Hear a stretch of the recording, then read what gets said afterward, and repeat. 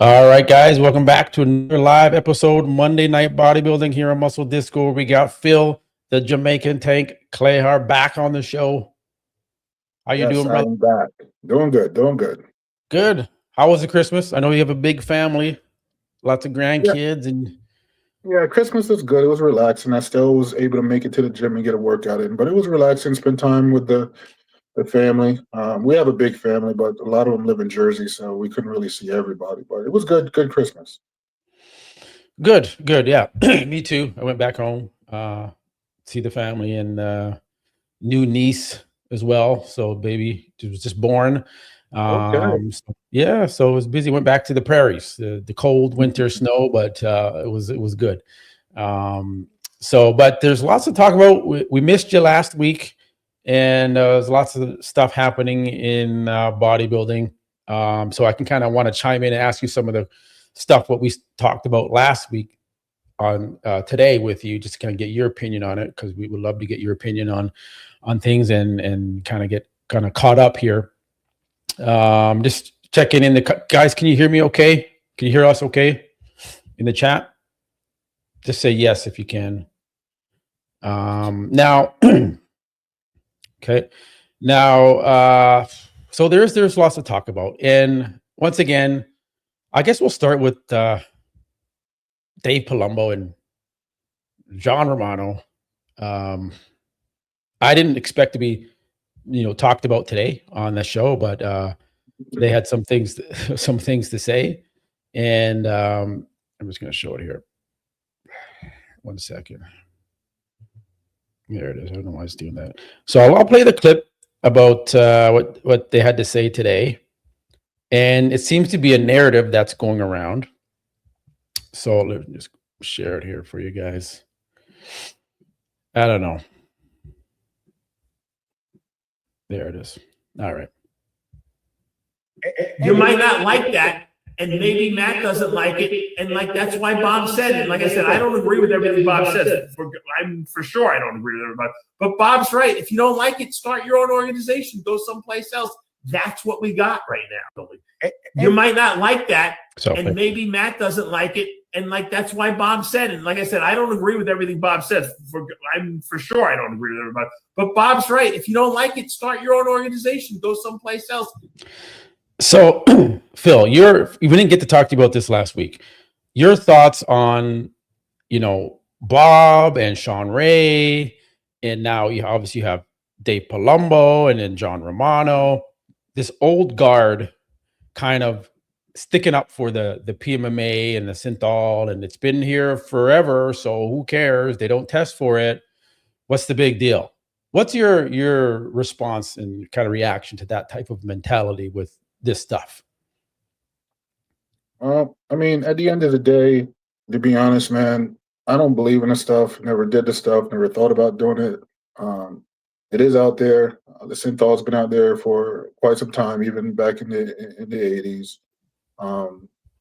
For them to just make it look like it's okay to take whatever, however you choose. I mean, listen, the sport's already, in my opinion, is not doing that well in all aspects, right? So at least what you can do is, knock people down when you notice that they're doing something they should not be doing. And honestly, sometimes it's not as obvious, but at the end of the day, they all supposed to have this eye where they can spot certain things. So you know how an athlete looked the year before, and then the athlete comes in not even a year later, let's say 8 months, 9 months down the road, and they're so widely improved in certain areas that they had to improve on that the quality don't look the same as the previous year. You can't just sit here and say, do whatever you want. Nobody cares. And, they're not judging against it. They're not tested against it. But, we go back to the health situation. We already take PEDs and stuff like that. You go back to the health situation now. Putting obscene things in your body that it eventually it's going to take a toll eventually, so for them just to make it look like it's okay. I mean, I hope other pros or someone could start another league that could damage or hurt the IFBB Pro League. But at the end of the day, listen, it's supposed to be a pro league. It has to be some type of accountability for what people are doing and putting into their body to win. And to me, people want to say, well, we're doing steroids and steroids isn't really legal and blah, blah, blah, blah, blah. Okay, well, listen, it's part of this. It's part of the sport. That part isn't going to go away. But now when you start adding things, that is cheating. I don't care what anybody wants to say. I mean, that is cheating when you're adding things in your body to either inflame or cause development without working for that body part and working on that body part. That is a form of cheating. So they can say what they want and try to justify it as much as they want or try to clean it up as much as they can. But it's wrong. It's not healthy, and it should be stopped. Good point. Okay. And this is good point. This is why I love having Phil on, because he can bring these things up, which then reminds me. So Dave and Bob and Sean and now John Romano's fucking chiming in, that this stuff is whatever. There's no testing for it, so it's not a big deal. It's all a big pageant anyways, and everyone uses this stuff and the silicone and this and that. And you're comparing it to like, well, we use steroids anyway, so what's the big deal? Everyone uses steroids. It's not the same fucking thing. When you take steroids, you still have to go to the gym and work out and build and break down the muscle tissue, and build it back up with the enhancement with the steroids, okay? And eating a proper diet. You can't just take steroids and sit on your couch and watch TV and get to become Mr. Olympia, okay? That's not going to happen. But with PMMA, okay, you can enhance. This is one fucking treatment. This guy's quads, one treatment, and look at the quad sweep and the shape and the fullness to the quads. That's not his hard work. That's like getting breast implants. Okay, that's changing the shape of your muscle instantly. And if that's what Bob and Sean, Dave, John Romano, and Phil Viz chiming in, a fucking idiot. I mean, these people are chiming in and saying this shit is okay. It's been around forever. PMMA may have been around, but I don't think it is now. It is as widely used as it is now, because in Brazil, it's off. This whole page is about, this is all they do in Brazil. It's crazy how much of this PMMA stuff is going rampant now. And these people aren't even like bodybuilders. These are just everyday people using this stuff. So bodybuilders are taking advantage of this stuff. And it is cheating, right? And for Dave and them and Bob to condone this and be like, this is fine, whatever. If you don't like it, go somewhere else. We're going to do it here. It's bodybuilding is broken. It's lost its way. When these old guard stand up for this type of stuff in the sport and can't even condemn it. They can't even say, you know what? There's no testing for it, but I still think if this is wrong for our sport, I wish athletes didn't do this. It's terrible for the. They can't even say that. They can't even say, you know what, this is bad for the sport. They're like, well, who cares? Just go somewhere else if you don't like it. That's their reaction to it. So that just shows you how fucked up bodybuilding is right now, where the people that have been around for 30, 40 years in the sport are like, okay with it. You think they would be completely against it. They want the real muscle. They want the hard work, but they're okay with this. And it's the narrative too. You saw Bob say, well, if you don't like it, go to another federation, go start your own federation. The exact same line Dave Palumbo uses. Now, Phil, is that a coincidence, or is there something else going on there when they're using the same lines, same narrative? Listen, we've heard this over and over again. When something is brought to light, you either have Dave say something. Before it was Bob, and then of course, I think Bob took a little heat, so he stayed quiet for a little bit, and then Dave was taking over for him and justifying and trying to defend. The sad part is if a pro league, if that's what it is, needs people like these individuals to speak on their behalf, because they are. I mean, Tyler made a video a while back claiming that, Bob has his own show and he can say what he wants on his show, but he's not speaking on behalf of them. Well, if that was the case, we all know that they should speak up and say, listen, whatever Bob is saying, that is not what we are with. Stand up for themselves and speak for themselves when he continues to speak for them. That's how you can justify things, by doing that. So, yeah, it is a narrative that they will continue to spill. They've been doing it for a long time. They've been doing it for years. Right now, they're just getting a little bit crazy with it.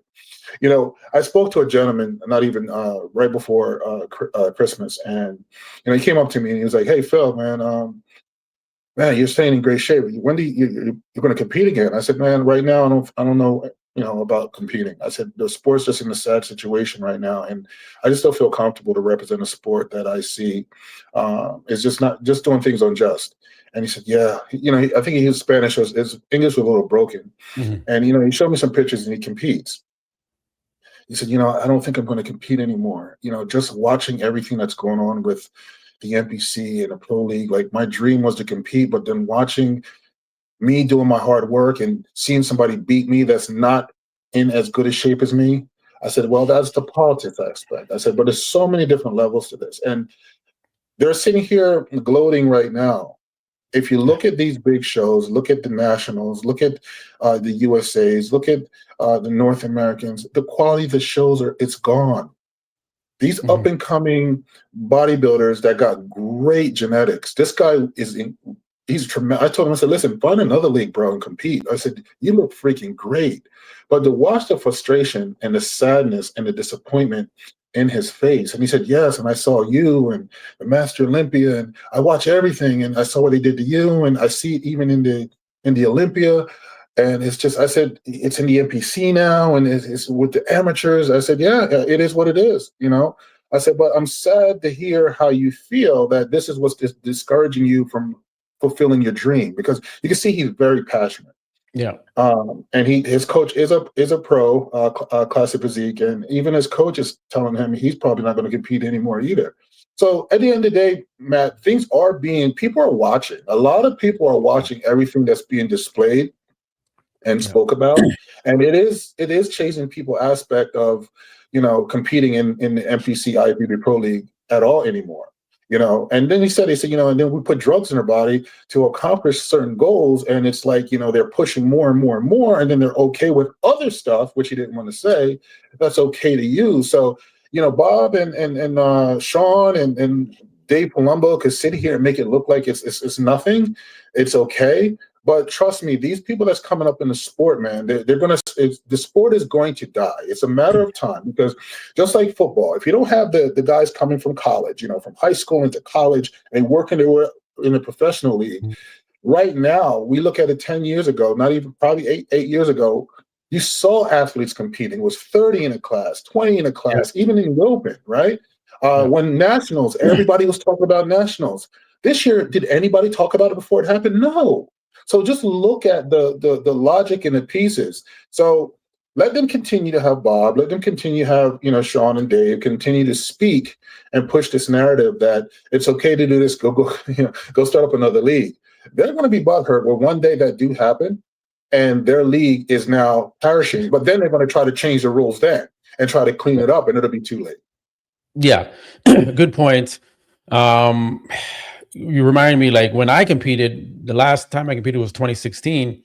And even before that, when I did nationals for the first time in 2010, my class had 25 guys in just my one class, right? And stacked best across Canada. We're all competing on the same stage, and it was competitive. Now in bodybuilding, there's like 3-4 guys in a class, the middleweight, lightweight, whatever. They're not big, super heavyweights. There's like 5 guys in the super heavies. When it was like stacked, there's no space on the stage because there was just so many competitors on it. It's changed. Yeah, classic physique has taken that, and men's physique has taken that. But bodybuilding, the hardcore bodybuilding, that is dying. In my opinion, that is dying. Even though the prize money has increased at the Olympia and the Arnold and a couple other pro shows, it seems that there's a missing link now at the amateur level for bodybuilding, where we're not getting the talent that we used to get through the nationals. And when you won nationals, you were a really good pro right away. That's not happening anymore. So bodybuilding is broken. That's why I had it in the title, because, and I didn't say classic physique, I didn't say men's physique, I said bodybuilding is broken. Open bodybuilding is broken. The caliber of athletes, the Mr. Olympia champions that we do have now. I mean, we all love Derek. Derek's a great guy. He's a great champion. Not taking anything away from him personally. He does have a good physique, right? But the quality of the physique doesn't mean doesn't have a good physique. Yes, he does. He's a freak. He looks great. but he doesn't have the same type of quality like a Dorian Yates or Ronnie Coleman or Phil Heath that we're used to seeing, right? And so we're not complaining, or we don't hate Derek. At least I'm speaking for myself.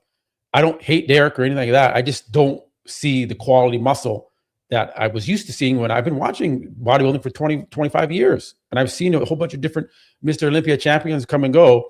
And then I'm starting to see Derek and I'm like, what? Like Hadi Shupa, yes. Okay, that's to me deserved as well to win with the conditioning and the level of muscularity that Hadi Shupa can bring. But then you have Derek Lunsford and he's kind of soft and the biceps aren't showing and things like that. And the lats, and there's suspicions here and there, whatever. Everyone's doing something. So it's just who's going to get caught or who's most noticeable. And it seems to be very noticeable on Derek. So I think Derek does get a lot of flack because he doesn't bring that type of quality muscle that we're used to seeing. And people are taking that as if we hate Derek. We don't hate Derek. We're just voicing our opinions that we're saying we just don't prefer that look. That's all when it comes to Derek. So I don't want people to think I'm being hard on Derek and others that are saying the same thing I'm saying. There's a lot of people are saying the same thing I'm saying. It's not there for Derek, and he gets the bad rap. But that's just where we're at. That's the funnel that we have of the talent that comes up through the NPC, and then through nationals, and then to the pro league, and then you see what we see. It's not the greatest quality, and I think you're going to continue to see it kind of go downward because there's only 5 people in a class right now at national level. It's not. Just not, where's the talent going to come from? There's only 5 guys when it used to be 25, 30 guys to choose from. So things are changing. I think bodybuilding is dead like that. But I want to ask you a question. Do you think it's time for a new bodybuilding organization to emerge? And if so, because we do have the IFBB Elite, okay, and it's the IFB, and then there's the IFB Pro League. And there's someone with the name too that might come out later about who truly owns that name. Maybe a battle there soon. But aside from the Pro League or the Elite, IFB Elite League, do you think it would make sense if there was the money there to start a new organization? And would you want it to be a federation, which the Pro League is not a federation, people? I want to remind you all, when Bob says, oh, go to a different federation. That's Bob being stupid and dumb and not telling you guys the truth that the Pro League isn't a federation. It's just it's a business. It's a family-run business, okay? It's not a federation. A federation is where you have board members and you have people that are voting and there's minutes and meetings and, it's for the athletes. It's a non-profit, not for-profit. Okay, that's what a federation is for, the athletes. And there's a reserve fund and there's money that's built from the registration fees and all these things for the athletes to use and to travel and to get clothing and support from the federation. That's not what the NPC does. That's not the pro. They take all those registration fees and keep it for themselves. And they charge you to compete and they charge you to enter these classes and do these shows. Right? So that's the difference. And that's what's made the Manions millions and millions and millions of dollars every year. They make millions and millions of dollars, and then they give you a plastic trophy, and they make you pay $300, $400, whatever dollars to do a show and a crossover show, and you pay all of that, and you get treated like shit as well. And you have no other choice. I think if there was a good alternative, Phil, people would probably flock to that. If it was done right, if it was marketed right, the NPC, the IPP, they don't do no marketing. They don't run no ads, right? So if it was done right, I think if someone had the money and the finances to do it, could really serve the bodybuilding community well by starting a new organization. What do you think? Sorry, that was a long rant. No, I agree with that. And I think, in the future, there could be a possibility and hope that does happen. You just want you're right. It has to be a federation because they have rules, and it just has to be that. It can't be a private league. It can't have none of that. But I think that if there was a federation that someday would take over the area internationally as well, and just run it. You know, we're not going to get a federation that's going to be perfect. There's always going to be something. Yes. You know, anything that involves money, it's always going to be something. Yes. But they could put rules into play when it comes to the bodybuilders and everybody within the fitness industry, what you can and cannot do. And if you are caught doing it, the consequences of suspensions and fines will be put in place. You can't have a league where everything goes and do whatever you want, just help us make money, right? So you're right. The IFBB Pro League, they don't give money, they take money. Yes. You know what I mean? Same thing when they give out the when everybody got to pay their sanction fees, right? They're taking money. Do they help any of promoters where they're promoting? Bob Chicaro says, no, you know what you get? You get jack shit. So he's letting you know from the gate that they'll take your money, and what you do with your show is your business as long as they get paid. Now, is that really a pro league? No. You know what I mean? If you're going to sanction something, let's say boxing, it has to be run. You have to have a staple of how it's going to be run, and every event has to cater to that staple. The same thing, right? You can't be all over the place with it. You know what I'm saying? Different lightings, different backgrounds, whatever the case may be. You just can't. You know, letting promoters not pay people or pay people whenever they want to. No, man. And that's the part of this private league, is allowing nonsense. So yes, I hope in the future someone will, and I believe it will happen. I think that the signs are being shown that there's a decline slightly, and it's going to continue to decline. It's only a matter of time before certain big people that's involved, don't want to mention any names, say, you know, I'm out. I'm going to sell this. I got to move on. I'm losing tons of money. I can't do it anymore. And that's going to be a dagger, because they're not going to find anybody else that's going to come and take this individual spot and come up with that much money to save anything. So I think right now they're in this position to take as much as they can until it's time for them to pack up and run. My opinion, allegedly. That's all I'm saying. Yes. Yeah. You have a private league. That was a good word. You said private, because it is a private business. This isn't a federation. There's no rules, really regulations where there's standards where you have to abide by it. It's just kind of, if they say, you know what, we want to do this year. We wanted this special invite for this show. We can do this. That's what they get to do, because it's their family business. It's the Manion's family business. No one else's. Okay. There's no voting rights by board members, right, that represent different regions of the country or anything like that. It's just the Manions say what they want to do. It happens. There's no athlete protection. When there's a federation, there's rights for the athletes, and they have representation. They have an actual athlete rep for the athletes. When you have a federation, there's none of that bullshit here. There's no Bob fucking talking his mouth off and making ideas out of it. No, there's none of that shit. It's a professional person that's not politically involved in all this shit, and they can work on the behalf of the athletes, and they're treated better, and things happen, right? None of that. There's meetings between the athletes and the board members, and you know, the president of they get to talk to each other. None of that happens with the Manions. They don't have meetings. They don't give a fuck what you athletes have to say. They never meet with you. When's the last time they had an athletes meeting? Never. Not that I know of. They don't have meetings with the athletes. They don't ask you, hey, how can we make things better? Hey, how was the Olympia? Where did we make mistakes? What can we do better for next year's Olympiad? Dan Solomon doesn't give a shit other than selling his fucking book. That's what Dan Solomon cares about, is selling his book. Just remember that every time I see his story, the book, where's the athletes? You guys get it? Dan is bleeding Jake Wood dry, getting a $200,000, $300,000 a year salary, right? And he puts on a terrible show. Terrible production. Okay, he puts it at the Resorts World, and now it's at the Palms because they're bleeding money. So they're downgrading themselves.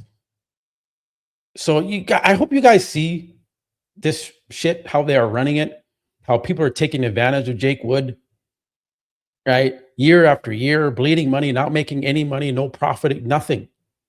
Okay. And so this is all we have, right? I report on the Pro League and the competitions within the Pro League, because, you know, it is the premier league with the biggest show right now. But I think there is an opportunity in the future for someone to come around with some deep pockets and take advantage of a corrupt system that I believe is the pro league, politically run by the mafia Manion family, and expand bodybuilding in a much better, more positive direction than it is headed right now, where we don't have people at the top of the federation or the organization like Bob talking shit and, you know, not really looking out for the athletes and, you know, condoning the use of PMMA and synthol in the sport and saying it's fine. You have more professionalism in the sport. And I hope that's where this new organization, if it does arise, goes in that direction. So I think that'll eventually happen. It's in the universe. It's going to happen. Just this matter of time. And who knows what's going to happen to the NPC? Maybe that'll just fall apart. Like you said, Phil, it might just dissolve or something financially, whatever they're doing with their books, and who knows what's going to happen. Maybe things happen in the background that we just don't know about, that the NPC and the Manions are going to have to deal with because they've been doing a lot of allegedly shady things with money, cash payments and things like that, which is not on the books. And maybe someone's going to look at your books and find some things out, Manions. Maybe that'll happen. I don't know. Maybe I've heard things. I don't know. Allegedly, maybe, but maybe something's going to happen. We don't know. So we'll leave it there. Now, I just want to finish off with John Romano, because this is what you get at ARC's muscle. What qualifies him to make this assessment of Nathalia's physique? He's a fucking retard. You can't tell me that in 6 months. Look at her legs. There's nothing suspicious. Nothing. Zero. And you can zoom in all the way and you want. There's not a lump. There's not a crease. There's nothing. And you want to say that her development is clearly the cause of some kind of, you know, injected material. You're a fucking idiot, dude. Don't even comment on stuff like this because you know nothing. So people are like, Matt, was he talking about you? No, he's not talking about me there.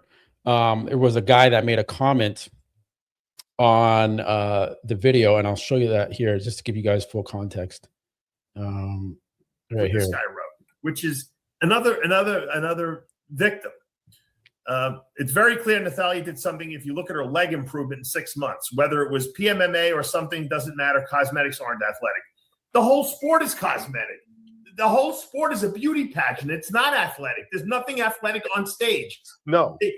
There's no running. There's no jumping. There's nothing. You're just standing there, and it's a beauty pageant. So they're judging what they see. How you produce the results of what they see is up to you. If it looks fake, they're gonna mark you down for it. If it looks great, you're gonna get rewarded for it. How does someone improve their legs in 6 months? Maybe her legs were too flat the last time she competed, and she came back better this time. There's a million variables which change. Her legs do not look enhanced with any kind of injections whatsoever to me, and I looked at them pretty carefully. What I find ridiculous is the statement starts out with, "It's very clear that she blah blah blah." What are you, a fucking expert? How do you where's your acumen come from? So you have two convicted criminals berating the viewers that are watching them, calling them, you know, retarded. Sorry, I have to say it, but that's what they say. And you know, this is where we're at in bodybuilding media. Real quick. Dave said this is a pageant. Yeah. Now you go find any beauty pageant, male or female, where you can see that they can use any type of chemical to enhance their look in any beauty pageant in the entire world. Find one. Because they will get penalized and they will not win, and then they may get disqualified and fined. So if you want to use beauty pageant, which I do believe bodybuilding is something like that, you're in your underwears and bikinis and modeling, so forth and so on. So it's not really athletic. He's correct about that. But if you're going to use beauty pageants, you cannot use any type of enhancements in any beauty pageants because all of them are tested. Yeah. So yeah. There's the ignorance and the stupidity of them talking, and that's what makes them. If you take time and dissect certain things they say, you'll see the idiocy that comes out of these gentlemen. Because I don't want to call them any names, okay? But you know, David say clearly I viewed it very carefully. Well, you know what, bro, you got glasses and that's not working. So if you're looking at between your normalizing glasses, clearly listen, if you have an eye and you match up pictures from the year before and the year before that, come on, you're going to see something is off. Okay. Yeah. So they can sit here and try to clarify and justify. Romano, I don't even know him. Never met him. Don't care what he says. I don't know his history of bodybuilding or whatever the case may be. I just know that Dave have a lot of guys on his channel, no disrespect, that just does a lot of this, yelling and cursing and acting like little fools. And that's fine. That's his little peons. It's all good, right? But if you're going to make comments about certain things, make sure you speak clearly and think before you talk. And that's the issue with Dave and Bob. Their mouth runs before their brain process what they're going to say. And then they look more like jackasses than a professional that knows what they're talking about. So at the end of the day, regardless of what anyone is taking, if you really take the time to look at previous years, and, you know, I've seen Natalia compete plenty of times. So her legs wasn't her best attribute size-wise. Conditioning, shape, and structure, yes. She's always I think, my opinion, last year, I think her physique looked way better last year than what I saw this year. Streamlines, striations, even her glutes. I just didn't see those things in this year's Olympia. So they can say what they want, but it's not, trust me, if it was a pageant, all these bodybuilders be getting disqualified or fined and so forth and so on. Yes. Good point. Once again, they don't, again, they're these two of these both went to jail. Okay. So again, to them to talk to us and berate the fans and the subscribers like that is just, it's hilarious. But you're right. There's strict rules with these beauty pageants. And if you break those rules, you won't win the show. Right. But in bodybuilding, you can break, well, there is no rules, right? So you can do whatever the fuck you want. So welcome to the Pro League, where anything goes. If you want to have fake biceps and silicone implants, go ahead. If it means you can win, and look, it seems like Bob Chagrillo is saying it's fine. There's no rules, so you guys can get away with it. Go ahead, start doing it. Do it. Go get the PMMA shots. Start using synthol. They don't seem to care as long as you can do it properly, and so you can't tell. Go ahead and do it, guys. That's what Bob is saying. That's what Sean Ray is saying. That's what Dave Palumbo is saying. Go ahead and do it. They don't care if you do it because there's no rules.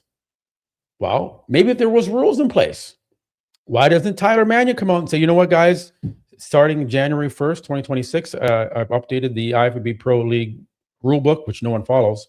And this is what it says. We strongly condemn the use of PMMA and synthol and hydrolonic acid and pump and pose or whatever there is. These are on the list. If we deem, you know, that we see you potentially using these substances or something that enhances your muscle, we're going to mark you down for it. At least put it in writing. At least care. At least make an effort. And then have your talking heads and your PR like Dave Palumbo and Bob go out and say, you guys, we don't like this in the sport. We don't want to see it. Stop it. These clinics that are doing this and any athletes that associates with these PMMA clinics, we're going to be paying close attention to you. It's not a good look to promote. So, but they don't even take that step. They're just like, yeah, do whatever you want. We don't care. It's becoming a clown show of a league. And you got Tyler Mannion and you got Jim Mannion, who Jim barely speaks to the people. He's like a ghost and just pops up every now and then at a show. And then he's there and he's sitting at the table, is sitting in the front row, and then he's gone. Right. And then Tyler Mannion will come out and do his previews of the shows, but that's it. Doesn't really say much other than that. It's weird. If I was like the president I'd be speaking all the time. I'd be like, hey guys, what's going on? This is what's happening. This is what we're doing. We're working on this and this. I'd be like on every week talking to the, you know, with the athletes under my league. But they don't do that because, guys, they don't really care. They don't care. If they did, they would do more for you guys. They love that money. They love those registration fees every time. Ding, ding, ding into their bank account. Every day, all day, registration fees. Well, you guys bust your ass for that little trophy. Spend all your money getting ready for these shows. And then there's politics involved and favoritism involved. because it's a small family business. It's a big family business because it makes millions of dollars every year. And that's what you guys have to play with. It's the NPC and the Pro League.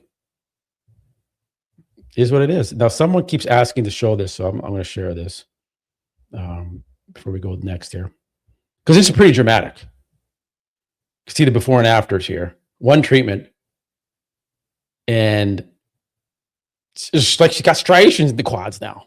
This is actually a guy's legs. I don't know if it's a female or a man, but like, look at the difference here. This is what it is now. This is what you can do.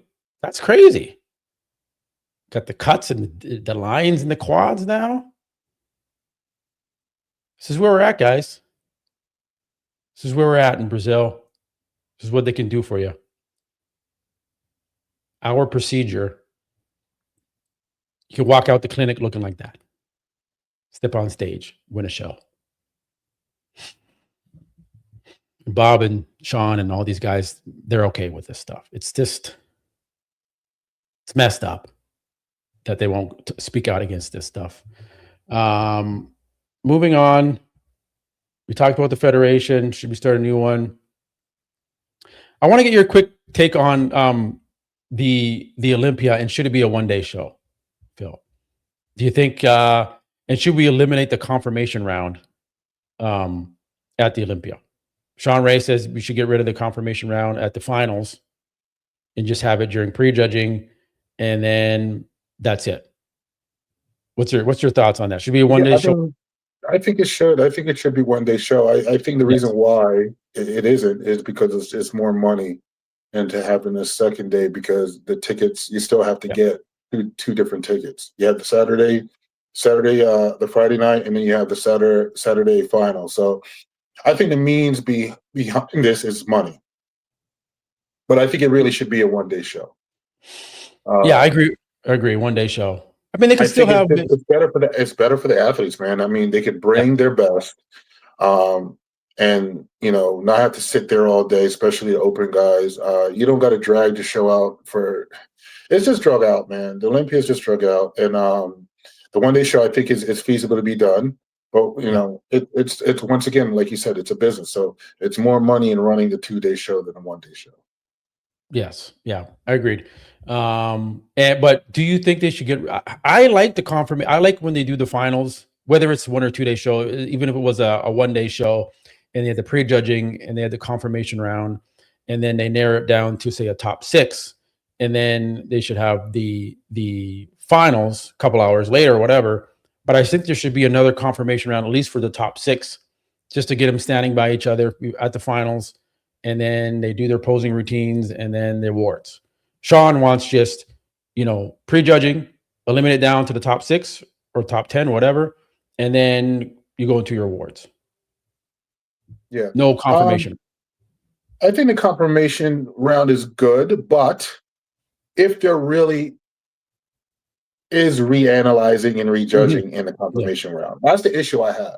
Don't say you have the confirmation round, but technically you're not really rejudging it. You're just doing it for the crowd pleasing. That's what I think the Olympia sometimes it's doing. I don't think it's really a confirmation round to just say it is. It's just to make the crowd excited and make them think that, this person is really creeping up on this other person. But if it's legit, yes, I think we should not get rid of it. I think it should stay there. I also believe that, a lot of these gentlemen that compete in the Olympia don't get an opportunity to stand next to a Derek or Andrew Jack or, a Samson Dauda. The issue I have is if you're in the Olympia, regardless of where you're going to place 15th, 16th, whatever the case may be, I think a lot of these athletes work hard. I think all of them, of course not the classic league. We're talking, it's just too many guys. But the open, let these guys stand next to, because I hear a lot of people always say in these big shows, well, this person didn't get an opportunity to stand with this person because the judging would have probably been different. Or if they have a person they're playing that is going to win the show, they don't want to put that certain individual next to them because they're scared it's going to show that person up. So I think that if you're in the Olympia, everybody should get an opportunity to stand next to the top of the top. just for the hell of it, bro. They worked their ass off. They got to the Olympia. They did what they had to do. Make them enjoy it. Don't just put the same old people in a top 6, rotate between them, and then dash your call, and everybody else after that, this is where you're at. Give every opportunity, the Tonios and all of them. Let them all come up and stand next to these top elite guys. Just put on a good show. And I think that rewards the people in the audience that's paying their hard-earned money and waiting all damn night. Let's get some more excitement. And that's what you're saying. Like, this league needs to have these meetings with these athletes and find out things that they can improve and make better. That's how they can be successful and be unstoppable. You can't just think about yourself on the management aspect, and then don't worry about what the athletes think. The athletes makes the sport. They're the reason why these people are making the money. So sit down every year and talk to the athletes. Freaking hold everybody accountable, put it on freaking YouTube, that like how they do the athletes meeting and all that, and just show the transparency that, you know, we care and we want to make some changes in the sport to make it better, healthier, you know what I mean, and more productive. There's a lot of things they can do. But, you know, when you don't, like you said, when you don't care about the athletes or give a shit if they live or die, as long as they make their money, then they're not going to do these things. And that's why I believe the sport won't succeed in the future if they're not really trying to talk to these athletes to find out what they can do to help this sport grow for the people that's up and coming and stuff like that. Yeah. I like the point what you said about bringing, you know, just the new guys that haven't been able to stand next to Derek or Samson, Andrew Jack, except Hottie, and have them compared, because maybe that, and if they're in shape and they're conditioned, but they're just a rookie new, and you stand them next to Derek, like, holy shit, like Good Vito actually looks good standing next to Derek. But we didn't now. Like, wow, it's not that far apart. But they don't do that, right? But that would be the entertaining part if they did that. They added that element in, right? And Steve or whoever could be like, hey guys, we got Good Vito. It's the first time at the Olympia. We're gonna bring him in here to the call out with this. Antonio Burton's gonna come in here, and we're gonna stand him next to Derek and them and just take a look. Why? Let's have fun with it. But they can't do that. They don't think 2 steps ahead like me and you do. They just can't do that. And yeah, why not have a meeting, an annual athletes meeting after the Olympia on the Sunday? You do your little press conference thing out Sunday and you have your little talk. And then after that, you have a lunch. You have a bunch of tables set up. You invite all the pros to the meeting, the annual meeting, and Jim's there and Steve's there and the judges are there. And they're like, we have an agenda to follow. We're going to talk about this. We're going to talk about that. We're talk about the stage lighting. We're going to talk about, you know, the backstage production. We talk about, you know, the issues that have come out through the year with the PMMA and the synthol, and what do you guys think? Should we add this to the rules? Should we do this? Is there a way that we can fairly look at people and dock them for having lumps and bumps on their physiques? And the pros would be like, yeah, we got this, or we have an idea for this, because the pros are on the ground, they're there. So they see things that are happening at the shows with the tanning, with this and that could help, right? But like you said, if it's not for the athletes, they don't care. They just do not give a shit. They just want that money, easy work, not much labor involved. We'll run the shows. We'll take the sanction fees. We'll pocket that money, put on the Olympia, do a half-ass job on the lighting, and make cold backstage. And Hottie Schupon's in a sleeping bag because he's cold, freezing, waiting backstage for 3 hours. You know, that's how it's going to continue to be, right? And you don't have any other shows talking about. Or Matt, also, you know, not make the athletes feel like they can't speak. I think that as a professional, that you work hard and you're independent contractor. Why can't you, as long as it's respectful, why can't you speak your feelings about what you feel is happening? Why, if you speak, you're going to get persecuted? You're going to get no longer judged correctly. I've seen it with Nathan D. Asher. I see these things. So if we're independent contractors, we're training ourselves. We have to earn our own sponsorship. They're not giving anything to these athletes. If they were giving stuff to us, then you can tell us what to say, what not to say. But the thing is, you're not. So we should have freedom of speech to speak respectfully what's on our minds with not having to sit back and have to say, got Bob telling homegirl, I mean, don't even show back up to the Olympia. It's not going to feel well for you. Don't compete. Right? You had a great career. On, She doesn't have to come to the Olympia. She can just watch the Olympia. Personally, I think she's done, and I'll tell you why. Okay, I don't think there's any coming back from this because for the very rationale and reasoning that what do you do now? Like, do you come back the next year? First of all, you clearly have not seen that the judges made the decision, and you don't agree with it. We don't have any rules against it, so it's not going to stop. Let's just say that she's doing whatever she's doing. Okay, so you're already putting yourself up on the chopping block for next year. Okay. 2, you're really putting yourself and the judges in a bad spot because what happens next year now? So if you go in next year and you get your ass handed to you, now you're going to sit there and claim that it's retribution for you speaking out. Well, it's because I said something. Right now they're taking it out on me. So you really kind of put yourself in a bad spot.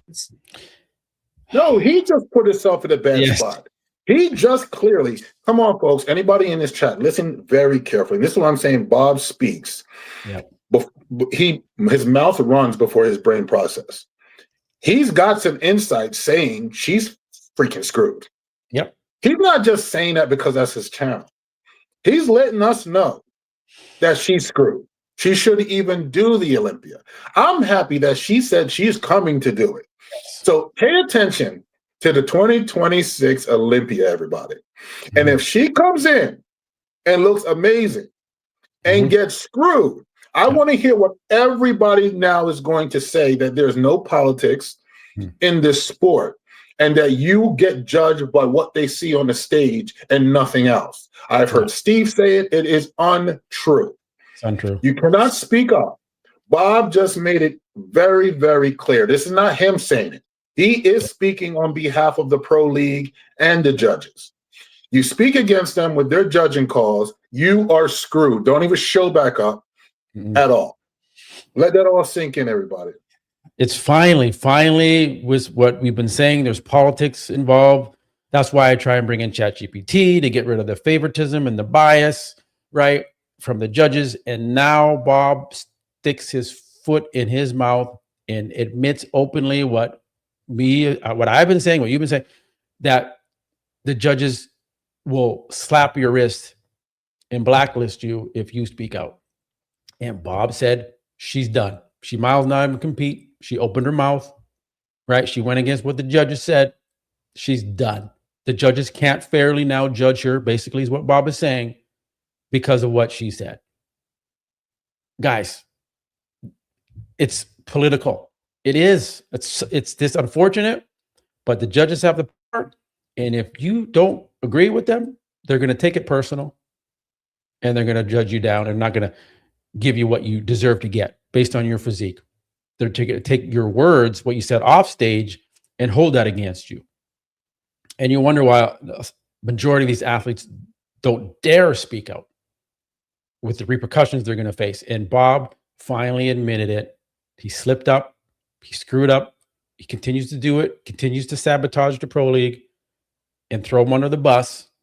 And he knows it after the fact. I know Bob watches, but oh, shit. I shouldn't have said that. In fact, gets a call from Steve. What the fuck are you doing, Bob? You can't be saying that. Oh, well, it is what it is. It's out in the open now. And now people that have been saying there's politics, and not just me or you or anyone, the fans say, oh, that's politics. How could he have won this and that? Well, now you see how it happens.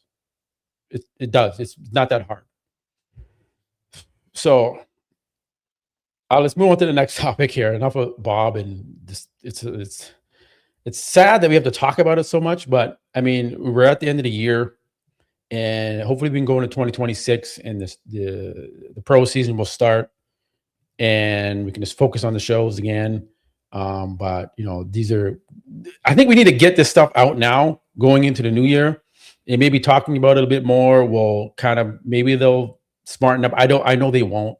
But we can all hope and pray that things will get better. Next topic, Samson Dauda. Get your take on some of this because you were gone last week too. When his wife said that in 2023, he wasn't, I think you chimed in a little bit on this. I want to get the rest of the people to hear your thoughts. that he mentally he wasn't would have been ready to win the Mr. Olympia in 2023. And I voiced my opinion. I said, well, I mean, you're getting ready for the Olympia. You're getting ready to win. I think if you're at that level and you've been in the top 5 and you're battling, you're killing yourself prepping for a show, to be like, well, I'm just not ready yet to win. I didn't really understand that. But what's your take on the mentality there of being not mentally prepared to hold the title in 2023? I believe what she's saying. The reason why I'm going to say I believe what she's saying is this. I understand your side, and I do understand that when someone is getting ready for the biggest show ever, where the mentality is. Yeah. Now he can physically train and prepare and want to win. We have to separate the physical from the mental now. Okay, so I'm gonna use myself for example. When I was up and coming in the sport as an MPC athlete, and I was killing it.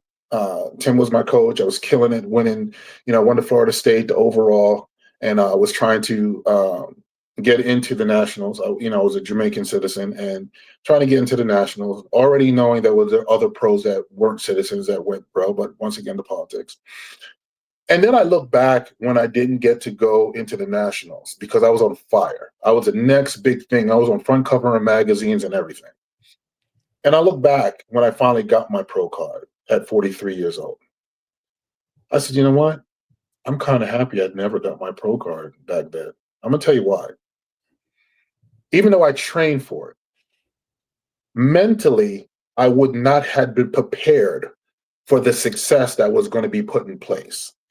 Because what would have happened, because I was young, the money, I would end up just like these guys now that's doing everything and all things to stay on top and following instructions and shut my mouth. But most importantly, it would have damaged my relationship in the beginning phase with Patty. We probably would not still be married to this day if I would have continued and got success at a young age. Now, Samson is much older, but I think Samson, people don't understand the pressure of being Mr. Olympia. Derek does know, because when he lost it, it really took a mental hit on Derek. Okay, so yes, he was training for it. I do agree he was not mentally prepared to win another Mr. Olympia because of how much pressure and how much nonsense you're going to have to deal with now to continue winning, if that makes sense. So, people say, well, why you're saying it after the show? And, you weren't saying it because before you go into a show, you can't really display this information because you just can't. Just like when I had the infection in my thigh for the Romania show, I never said anything. I never said one word. I waited till after the show. And then Steve was like, you need to make it known on social media that you still came and did this damn good coming from the infection that you had, that you probably would have never made it to the Romania. You know what I mean? Because I still went there with a semi-infection, just healed up, God willing, before I had to step on stage. So, yeah, I completely understand where she's coming from. One thing we got to understand, Matt, too, is this. Just because we're big, open, hardcore, lifting heavy, on tons of testosterone, aggressive and crazy, we're still human beings. The pressure of this sport, with everything that's going on with it outside of things that should be on the up and up, is a lot to deal with. The pressure was on Samson. I'm not giving him no way out. The pressure was on him. With that pressure, let that be said, mentally now you're saying to yourself, what if I won? How was I going to be able to handle that other victory? So whatever he's doing now, hopefully, not just physically, but he's preparing his mental status to come back for a victory, and he can accept that victory and handle that victory accordingly. But yeah, I do respect, and I completely respect and understand what she's saying, and I think it's truth to it. Yeah, I obviously we get your side and how maybe he wouldn't be mentally prepared to handle the winning in 2023, and if he did win it, maybe things wouldn't have went as good for him. But yeah, there's both sides of the coin there, of the thought process there. But I really do, when you said that, if you can come back, I really do hope that Samson could win the Olympia again. Maybe it's not 2026, maybe come back to 2027 and looks better. At some point, if he could get the title back, I would love to see that come back. Samson is a nice guy, right? He's a nice guy. He's humble. He's very open with his life and his home and his house and everything he does. And he's great for social media, and he's very open to the fans. And so he's a great role model and a great ambassador for the sport of bodybuilding. Hard work, came from nothing, and was a skinny dude and built this physique up with hard work in the gym. And him and his wife, and their partnership, and relationships are hard, and to stick together through this and be where they are. I mean, I'm proud of both of them. So it's it would be a great comeback story for Samson if he could win the Olympia again. And what a comeback story that would be if he could do it. And you know what? I think it could be done if Derek was able to do it. Before, we were all saying it's kind of hard to regain it. The only person that ever did that was Jay Cutler. But here's another thing I just want to put in, and there's no disrespect to Quentin. I think that there was so many things going on with Samson getting ready for this Olympia, trying to be the kind-hearted, loving man of the sport and athletes, that he saw Quentin struggling a little bit, and he wanted to, take him under his wing. I just think at that time, getting ready for the biggest show of your life was not the right thing to do at that time. No disrespect to Quentin. When you're getting ready for the biggest show of your life, regardless of what your heart is telling you to do, we get selfish. There's a reason why our significant others can't stand us getting ready for any big shows, because the shit we're on, two, we're so anal and focused on winning that we don't give two craps about anybody else, even our loved ones, right?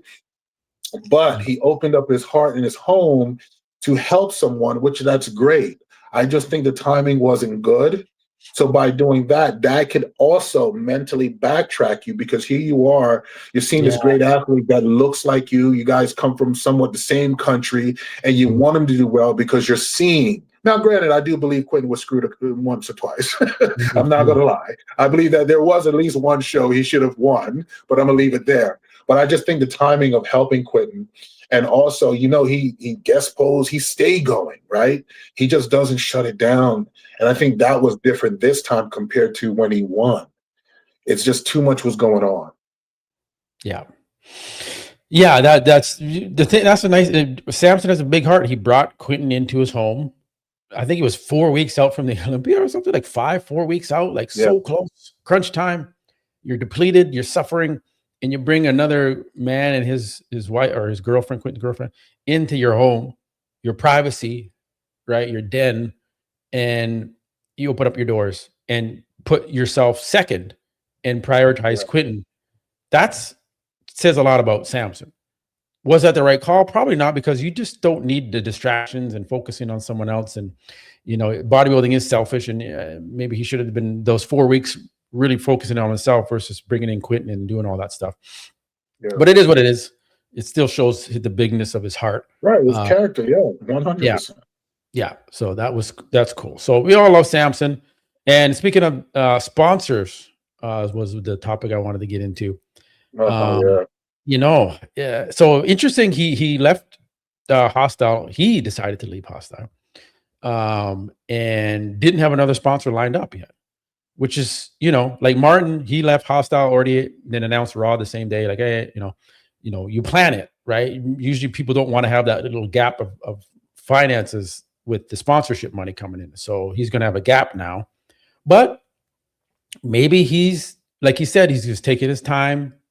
He was with Hosstile for 5 years, and he hasn't been really with anyone else. So he doesn't want to just jump ship to somewhere else. He wants to take time and look at his offers. Matt, that's what we're talking about, the character. Like, I'm big on loyalty, man. I'm sorry. I'm just so big on loyalty. I don't think this was an easy decision. I think it was on both their sides, because, of course, Fouad is trying to go in a different direction instead of being bodybuilding focused, because that's the world we're in now. So you have to open your windows to other things, normal people,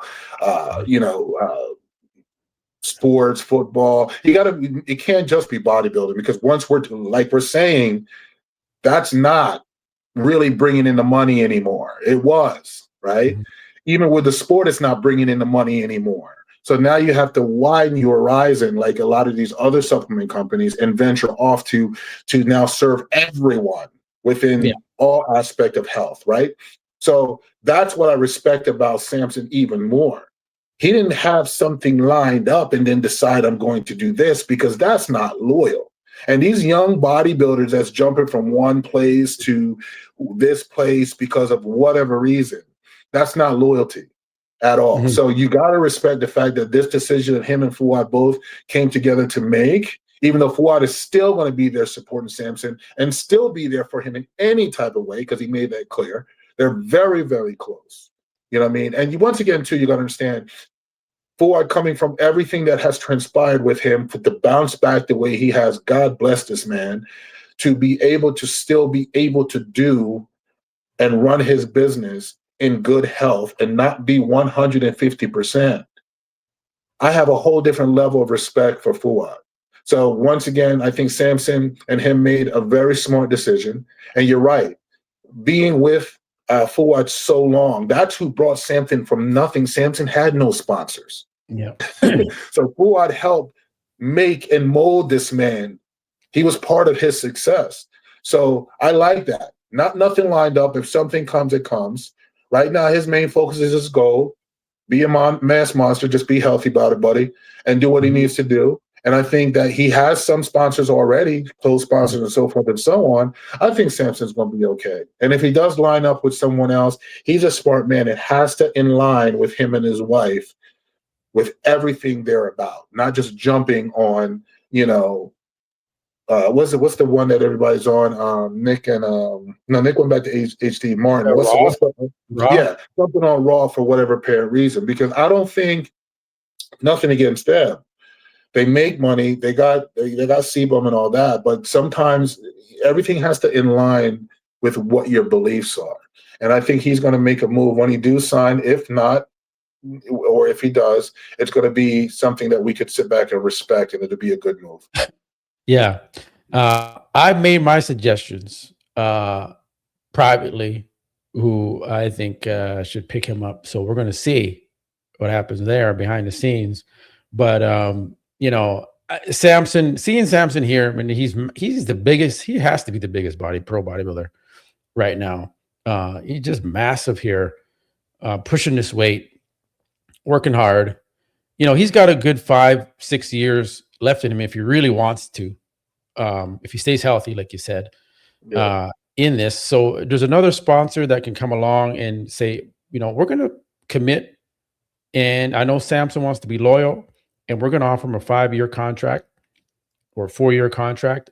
I think that's what he's looking for. I think he's looking for something that's long-term. Something long-term, yeah, which makes sense. Yeah. Yeah. And, why not? I mean, Samson is a Mr. Olympia.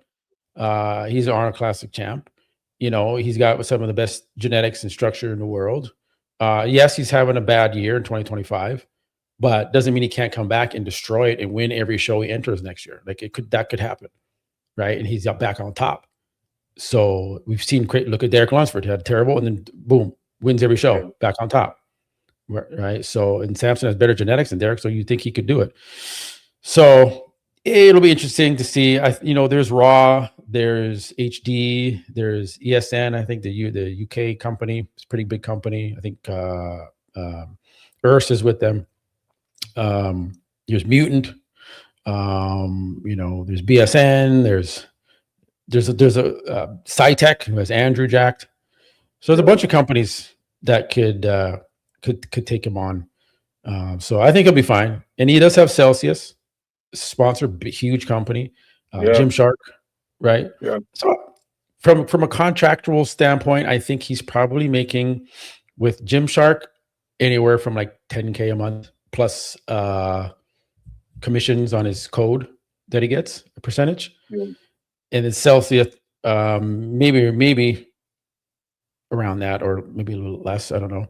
But so he's making $20K a month there, and then he's making his commissions, and he's making, what other stuff he's doing on the side. And so he's doing okay. money wise. He's not struggling. So, and then if he gets another big supplement sponsor on, then he's going to even have that on top. So these guys are making $400,000 or $500,000 a year on the salaries from their sponsors, plus Yeah. prize money. So he's good. Just keep doing that. Maybe open a gym. Like he has a gym here. Maybe you should just open to the public, and then you could build it up there. Get a couple of gyms across the UK. It's a business. Start running some shows. Be a promoter. He's got a good, easy. That's how I look at things. That's what I would do if I was Samson. But yeah. So that's that with Samson. Nick Walker. Let's go to Nick Walker. Phil's take on what's going on with Nick Walker and some of the predictions that we're seeing here. That's a good shot there. Let's look at that. So Lee Priest is making the prediction that Nick Walker can win the Arnold. And I agree. Nick Walker could win the Arnold if Andrew's off, if Hottie's off, and I'm going to even put Martin into that bracket. If Martin is off, sure, Nick Walker can win the Arnold. If those guys are on, no, I don't think he can beat them. He hasn't been able to beat them in 2025. I don't see what changes Nick can make in order to leapfrog those guys when they're on and beat them at the Arnold. So I just want to put that out there. Yes, he can be top 3 at the Arnold. If those guys are on, he can battle with them, but to win the whole thing, no. I don't think the structure is there for Nick. That's my opinion. What's your opinion on Nick's chances of winning if everyone else is on the money for the Arnold? Not off, on. I believe Nick's chances is still good. Like I said, at any given day, any pro bodybuilder could win any show, regardless of the level of talent that's sitting in front of them. I'm going to put myself in this situation once again, because the only best thing I can do is use myself as an example, because I can speak on it. Yeah. I remember in 2021 when I did the Tampa Pro, all the top guys that was in there, Max Charles, Ian, Charles Griffin, and some other 2 guys, I think, from Europe and whatever. My name was never mentioned at all. I just did a show not even 4 weeks prior to that, which was the Chicago Pro, and I took 9th. Even though I was completely overlooked, I took 9th. And even Ron Harris was at that show and said the same thing, right? Yeah. So we had less than 2 weeks to get ready. It was 2 weeks to get ready for the Tampa Pro. Nobody was talking about me at all, right? I went in there and I told myself, I don't give a crap the big name that's in there, because clearly I was not even supposed to be in that top 2 at all. I wasn't supposed to be there. But I brought one of the best packages of my life, and I was there battling for first place, which I do at the end of the day respectfully is going to say I won that show. But it didn't go that way. So I believe that Nick can do whatever Nick is capable of doing if he brings that wow factor. Regardless of his waist and stomach, he controls it very, very well. We saw that at the Pittsburgh. We saw that at the Arnold. He can control his waist when needs be.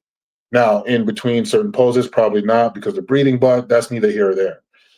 So with the quality of talent, I believe he does have a chance.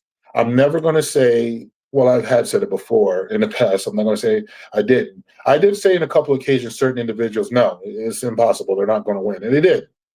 Nick is just a very surprising freaking gentleman. So yes, regardless of how great Hadi Shupan, which I know is going to come in amazing, I know Andrew Jack is going to come in lights out.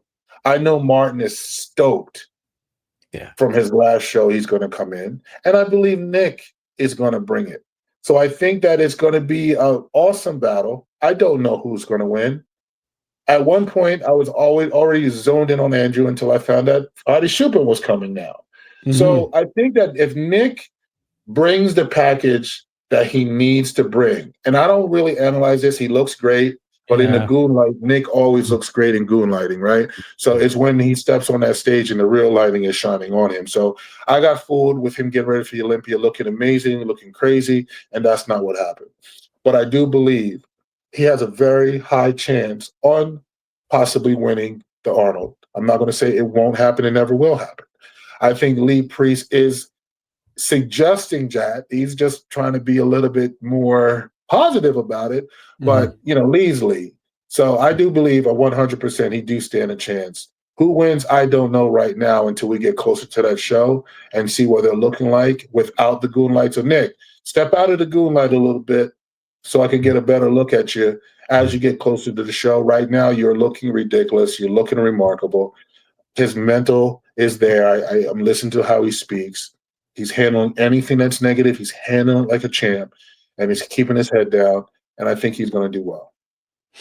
Yeah. I think he's going to battle in that top 4 and top 3. I think Hadi is pissed off, and you can see he stayed lean, and he's coming for that win. Andrew Jack didn't take the foot off the gas. He's coming for the win. Martin, like you said, he's hungry. But Nick's hungry too. So it's not just, everyone's hungry. So this is going to be a really good Arnold in the top 5 respected. Brandon Curry, don't forget. We got to talk about Brandon Curry. Let's give Brandon some love here because I think Brandon should be in the top 3. That's my opinion. Yes. If the Brandon I saw that came to the Olympia comes a little bit tighter, he's could be in the top 3 because what he's doing at his age with developing his legs and the beautiful structure, the flow, he's not stepped off a beat, not one beat. No. I think you're right. And Brandon, and we got to give Brandon some love. He is a former Mr. Olympia champion coming to the Arnold. I think he's not that old. He's only like 40, 41 or something, 42. Early so 40s. He's not old. Like he's not. So he's still in his prime. People think, oh man, he's getting, he should be retired. No, I don't understand why. I mean, you can go till you're 46. That's that mature muscle, Matt. When you get that mature muscle like that, you're not too old. In your early 40s, remember, I went pro at 43. So no, if you're in your early 40s, I went to the Olympia at 49. People don't know what the hell they're talking about. Age has nothing to do with it. If you're taking care of your body and you're still producing and growing and doing all the necessary things and nothing is legs are there. Look at the thickness and fullness in his shoulders and his chest, the small waist. Get out of here. Before being in your 40s is the new freaking 32, exactly. brother. That's true. Exactly. This ain't done. Right? This ain't done. Big delts, traps, the quads got bigger. Right? It's crazy. Look at this. So, legs look big here. So he's still in the mix. We can't count Brandon out to maybe surprise people coming 2nd or 3rd or something at the Arnold. Man, sure. That's possible. Right. And then we do have Tonio. Oh man, I don't. Tonio will do well. Tonio, he'll do well. I mean, he's sharp. It's just the size. I think the size barrier. But he'll do well. He'll be in the mix. I would say within the top 5, top 6. Could do better depending. But it's when you're standing up next to the Martins and the Nicks and the Andrews and the Hadi Shupods, that's a whole different level of freaking mass and dense muscle. Conditioning, I know he'll bring it, but you can't be Hadi in conditioning. No one can. So he'll be in a mix, probably around the 5th, 6th spot. Probably. I wouldn't say he'll be lower than that. So I think he'll do well too. He'll do well too. And Andrew, I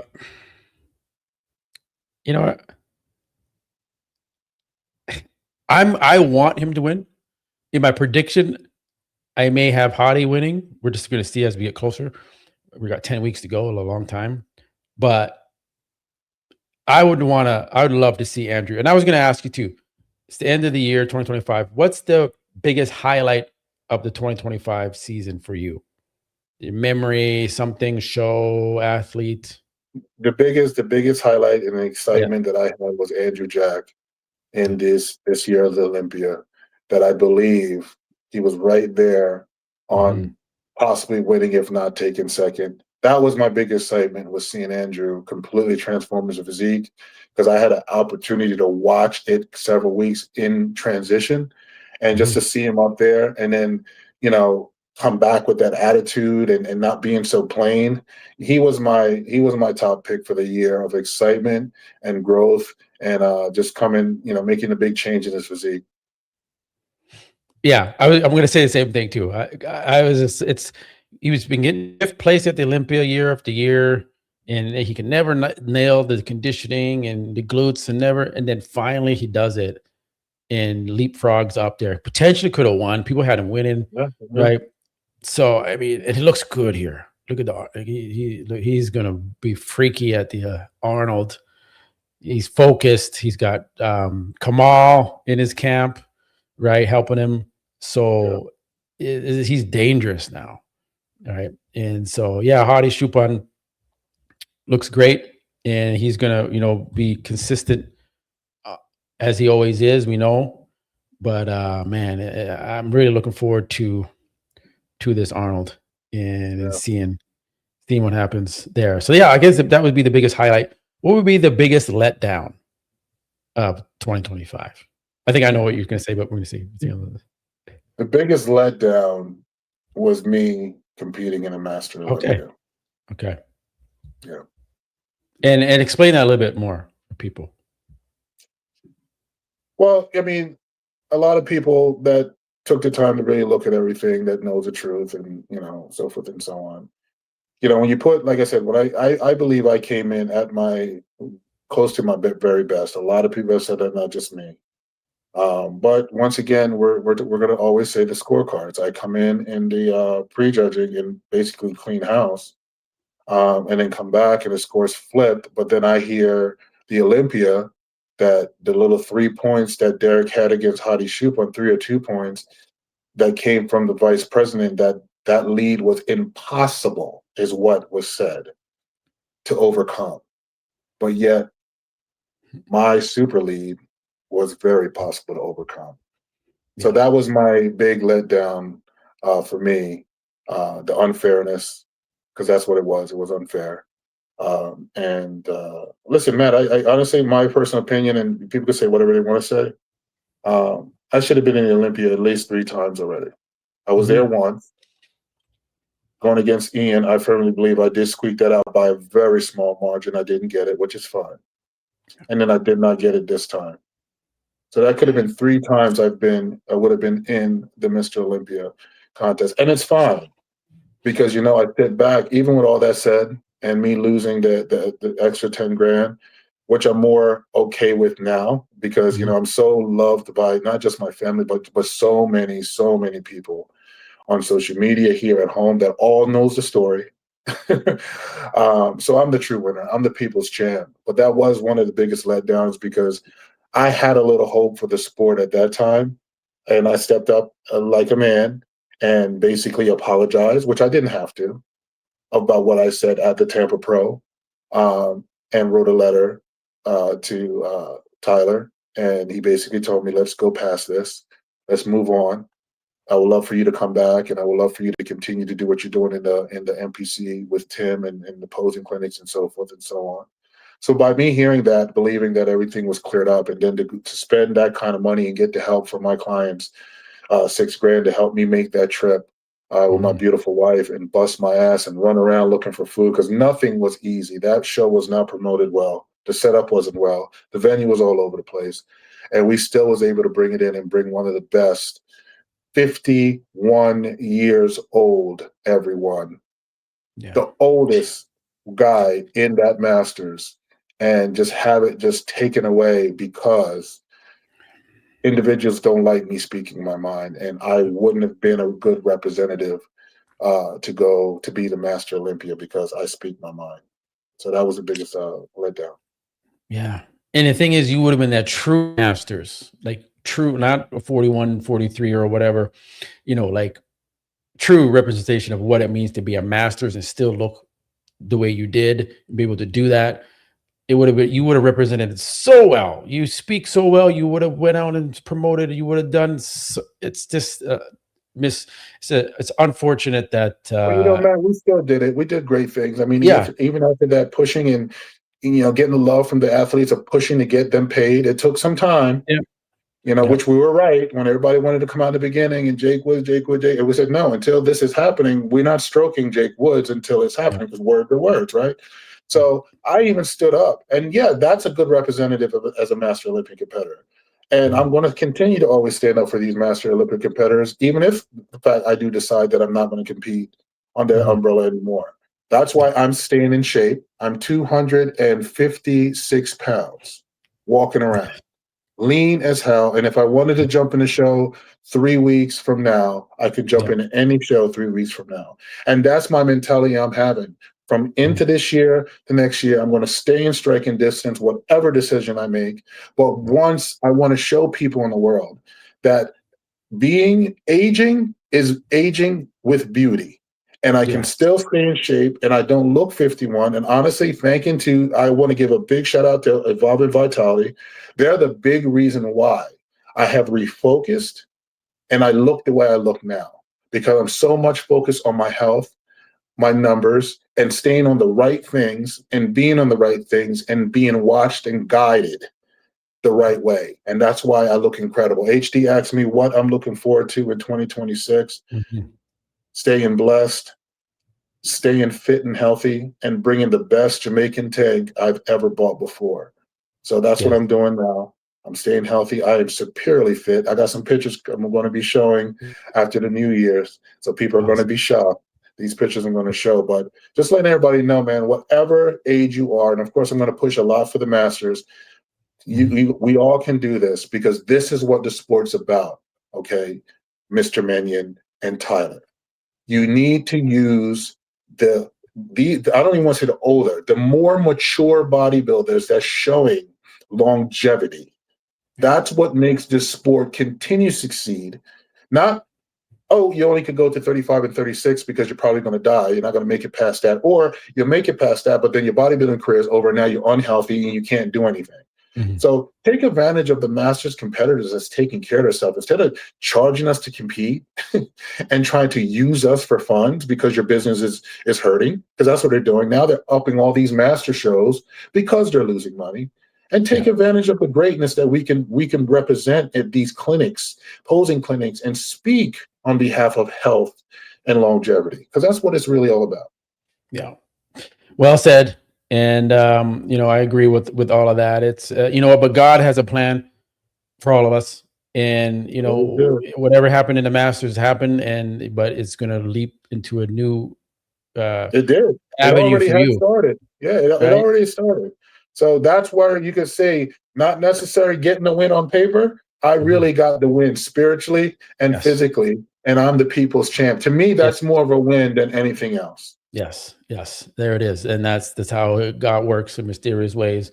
And, we're all blessed, right? We're all blessed to be here and continue to do what we love. So that's how I think that what better way to wrap up the show on a positive, nice note like that with Phil and his thoughts for the year and recapping everything. And it's going to be a good 2026. Excited to see what you do, Phil. We want to see you compete again. Obviously, you're in shape. You're primed and ready to go. So it's going to be a big deal when you do compete again. Everyone's going to be watching.